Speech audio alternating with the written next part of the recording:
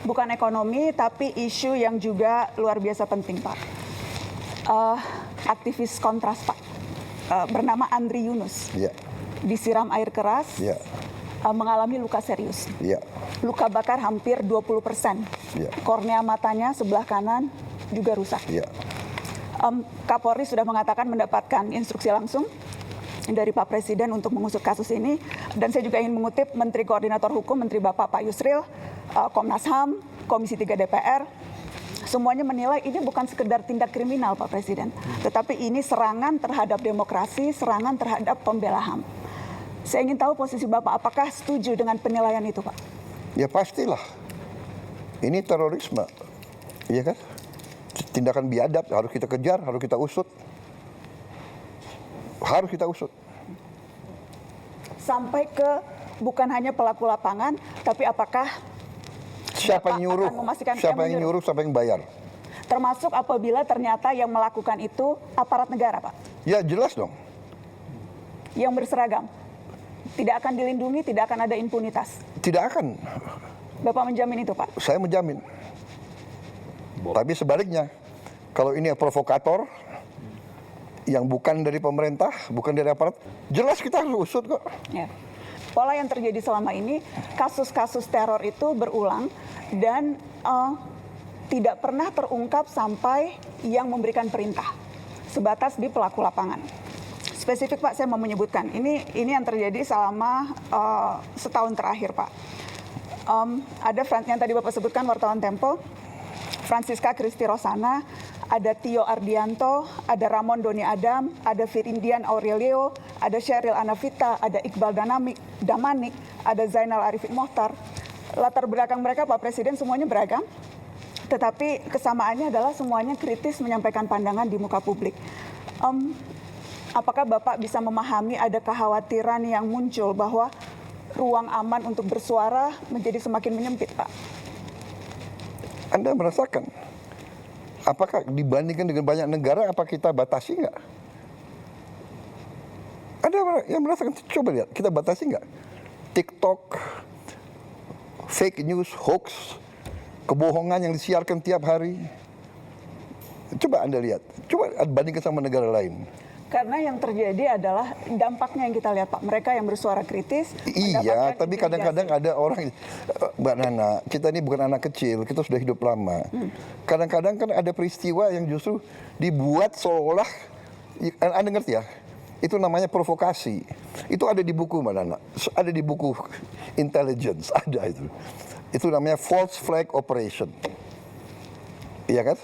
Melakukan aksi teror seolah yang lakukan orang Palestina, tapi yang lakukan bukan orang Palestina, yang lakukan Mossad. Itu terjadi. Sebetulnya Anda paham ya? Ya. Jadi sama juga ini. Ini mau mengarah bahwa rezim kita otoriter. Sebetulnya Iya kan? spekulasi-spekulasi itu muncul karena ketidakadaan jawaban, Pak Presiden.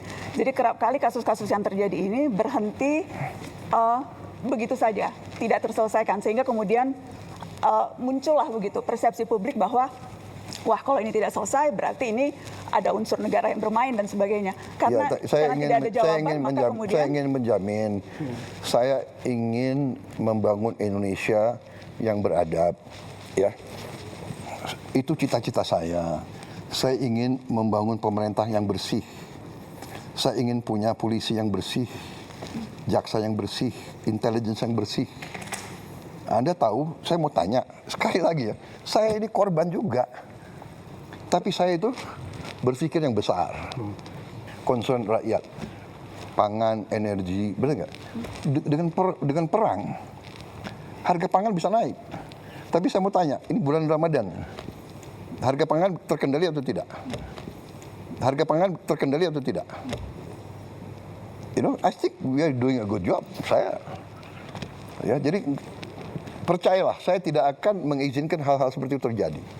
itu yang ingin kami dengar, Pak. Iya. Percayalah, saya dipilih oleh rakyat untuk membela rakyat. Tapi kita waspada. Saya minta diusut benar. Ya.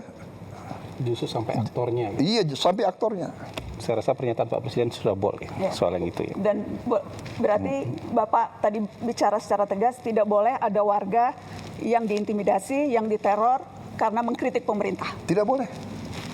Jaminan langsung dari Presiden Republik Indonesia. Kalau wewenang ada, itu saya lakukan. Ya. Bapak, apakah memberikan tenggat waktu ke Kapolri, Pak, untuk pengusutan kasus ini? Ya, saya ini orang realistis dan saya orang yang adil. Dari segi kapasitas, kita biarkanlah mereka bekerja. Ya. Tapi tidak hanya Polri, banyak lembaga lain juga harus bekerja. Ya. Lembaga lain penegak hukum juga yang di luar penegak kepolisian. hukum, ya kan? Apakah Bapak terbuka dengan ide membentuk tim independen untuk membackup ini, Pak? Kita bisa pertimbangkan. Asal independen ya. Independen. Ya, jangan semua LSM yang sudah a priori benci sama pemerintah yang dapat uang dari luar negeri, ya kan? Ya kan? Saya rasa Kalau jawaban- Anda mau bicara apa adanya, saya juga bicara apa adanya, gitu. Iya kan? Tapi yang jelas malam ini kami sudah mendengarkan langsung statement bold, dari Presiden. Presiden sangat bold. Begini, Tegas soal saya hal itu ingin karena- menegakkan hukum. Saya ingin menegakkan hukum. Bagaimana kita tegakkan hukum kalau kita biarkan seperti ini? Kalau itu dari aparat. Dan saya ingin kasih tahu bahwa memang aparat kita ya banyak kekurangannya. Kita menemukan deep state, kita menemukan ada dirjen-dirjen yang berani ngelawan menteri. Akhirnya kita pecat kan, banyak sekali dirjen-dirjen. Ada dirjen-dirjen yang merasa untouchable. Ada lembaga-lembaga yang merasa nggak boleh diaudit. Ini pekerjaan tidak ringan. Tapi kan saya tidak mau sedikit-sedikit mengeluh atau sedikit-sedikit mencari simpati rakyat. Ya ini pekerjaan saya dilantik untuk itu, saya bersihkan. BUMN saya sedang bersihkan. BUMN selama ini salah satu kebobolan kita paling besar. Jadi dari Mbak Nani, memang ini masalah Indonesia gitu loh.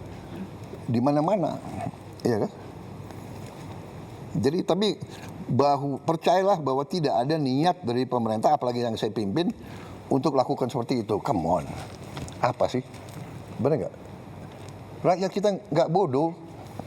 Saya mau ingatkan ya, sampai hari ini rakyat yang di bawah itu dukung saya.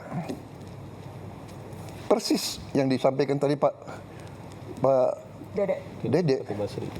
Iya kan, kalau memang rakyat tidak suka sama saya, bisa turun ke jalan rame-rame. Tapi mereka tahu, kalau rusuh, semua negara yang rugi. Mau ganti saya, tunggu dong, 2029. Jadi negara yang beradab ya. Sabar ya. Iya, sabar. Tapi yang saya lihat, ya, Mbak Nana harus objektif juga, ya, sebagai seorang tokoh, bahwa destabilisasi, disinformasi itu bagian dari bernegara. Jadi ada negara-negara tertentu yang punya keahlian di situ, regime change, color revolution, come on. Masa Anda nggak pernah baca, nggak pernah lihat, ya kan? Asia Tengah. Apakah Bapak membaca kritikan-kritikan yang dilontarkan baik oleh pengamat yang Bapak sebut tidak patriotik seperti tadi pertanyaan Mbak Eno, atau dari orang-orang yang memang selama ini kritis terhadap pemerintah, itu semuanya bermuara pada keinginan untuk regime change, Pak Presiden? Tidak semuanya, saya tidak pernah katakan semuanya. Sebagian Tapi ada, oh jelas ada. Ya kan, jadi begini. Bagaimana Bapak membedakan itu, Pak? Mana yang menurut Bapak memang ini sudah keluar jalurnya, sudah Ya, saya ingat begini. istilah Bapak makar waktu dulu bulan Agustus ada demo, dan mana yang memang ya ini sesuatu yang Ya kan, yang wajar. Jelas waktu Agustus ya jelas makar, dia mau bakar gedung DPR, Kantor gubernur. kantor gubernur, institusi pemerintahan mau dibakar, dia semakar, bikin kerusuhan, bawa bom molotov, ya kan? Tidak ada LSM yang ribut soal bom molotov. banyak yang Ada yang protes nggak? menyampaikan, banyak Pak yang Jujur lah. protes, banyak yang Nggak, protes. come on, sudahlah. Banyak yang protes. Jujur, buka rekam jejaknya, rekam Mungkin digitalnya. Tetapi untuk dalam- ya. round satunya kita cukupkan dulu ya. Enggak, biar aja.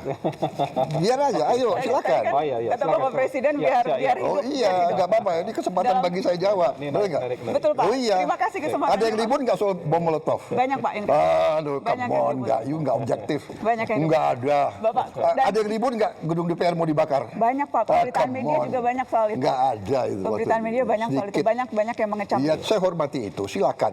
Tapi begitu bakar-bakar itu kriminal.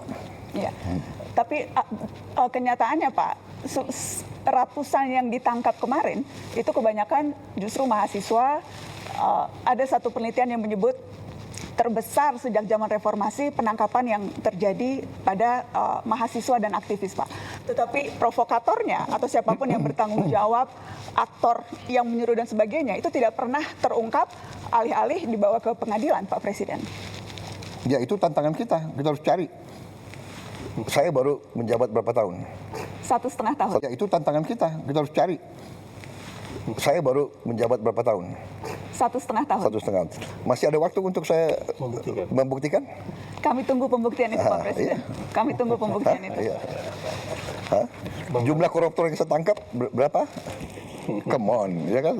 Percaya, saya sumpah untuk membela rakyat saya. Saya pertaruhkan jiwa saya berkali-kali. Saya tidak rela. Saya tinggalkan negara ini nanti pada saat saya dipanggil Tuhan.